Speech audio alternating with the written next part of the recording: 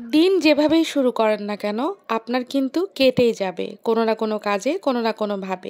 দিন এবং সময় কাটার জন্য আসলে অনেক বেশি বন্ধু বান্ধব দরকার হয় না।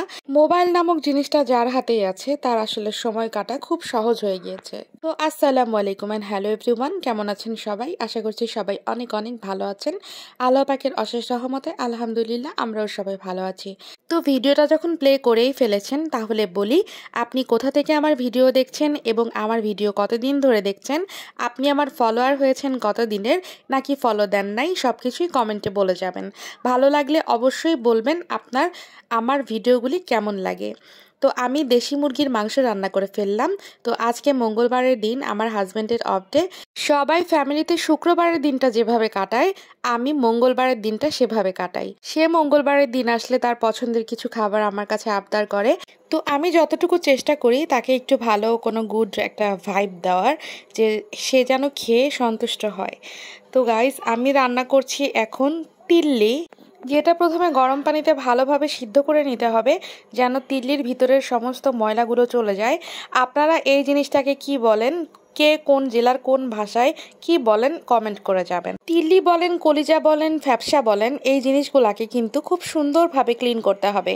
আর ক্লিনের কিন্তু মূল পয়েন্টই গরম পানিতে খুব ভালোভাবে সিদ্ধ করে নেওয়া। আবার অনেক বেশি সিদ্ধ করলে ওটা বেশি নরম হয়ে যাবে, রান্না করতে গেলে ভেঙে যাবে। সেই জন্য চেষ্টা করবেন একটু ভালোভাবে রক্তটা পানির সাথে বের হয়ে গেলেই ঠান্ডা পানি দিয়ে ভালোভাবে ধুয়ে ফেলতে, আমি যেভাবে দেখিয়েছি। তারপরে আমি এখন তেল গরম করে পেঁয়াজ দিয়ে দিলাম। আর পেঁয়াজটা একটু ব্রাউনিশ কালার হয়ে আসলেই আমি মশলাটা দিয়ে দিব। মশলা দেওয়ার ক্ষেত্রে আপনারা গরুর মাংসের মধ্যে যেভাবে মশলা ইউজ করেন সেভাবেই করবেন, তবে ঝালটা একটু কমিয়ে বাড়িয়ে দিবেন। কারণ গরুর মাংস সবসময় মোটা হয়, আর এই তিল্লিগুলো একটু পাতলা টাইপের হয়। পাতলা বলতে এটার মধ্যে আসলে মাংস তো থাকে না, এটা হচ্ছে একটা সফট ফোম টাইপের। এই জন্য মরিচটা একটু বুঝে দিতে হবে। সুন্দর করে মাংস আমরা যেভাবে কষাই ওভাবেই কষিয়ে নিব। ভালোভাবে কষাতে হবে, বেশ কিছুক্ষণ ধরে কষাতে হবে, তাহলে এটা অনেক বেশি টেস্ট হবে এবং ভাজা ভাজা হবে। মানে ভুনাটা পারফেক্ট করতে গেলে কিছুক্ষণ টাইম নিয়ে ভাজতে হয়। মশলার সাথে আপনি যতক্ষণ ভাজবেন টেস্ট ততটাই বেড়ে যাবে। তারপরে আমি একটু টালা জিরার গুঁড়া দিয়ে দিচ্ছি। টালা জিরার গুঁড়াটা আপনারা যে কোনো গরুর মাংসের কালা ভুনা এবং মুরগির মাংসের ভুনা, যে কোনো ভুনায় আপনারা ওটা ইউজ করলে কালারটা কিন্তু অসম্ভব সুন্দর আসে। এখন আমি রান্না করছি কহি ভাজি।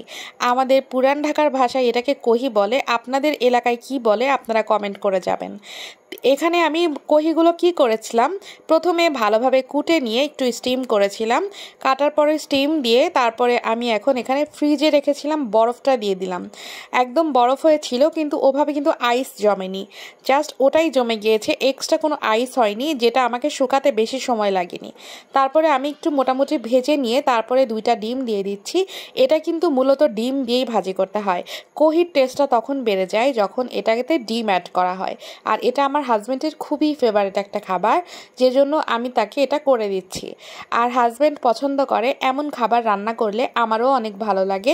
আপনারা যারা গৃহিণী রয়েছেন তারা এই মজাটা বুঝেন, যে রান্না শেষে যখন পরিবারের মানুষজন খেতে বসে, খেয়ে প্রশংসা করে, তখন গৃহিণীদের কষ্টটা কিন্তু একদম ভুলে যায়। তো আমার কহি ভাজিটাও হয়ে গেল, ভাজিটা একদম কমপ্লিট, খাওয়ার উপযোগী হয়ে গিয়েছে।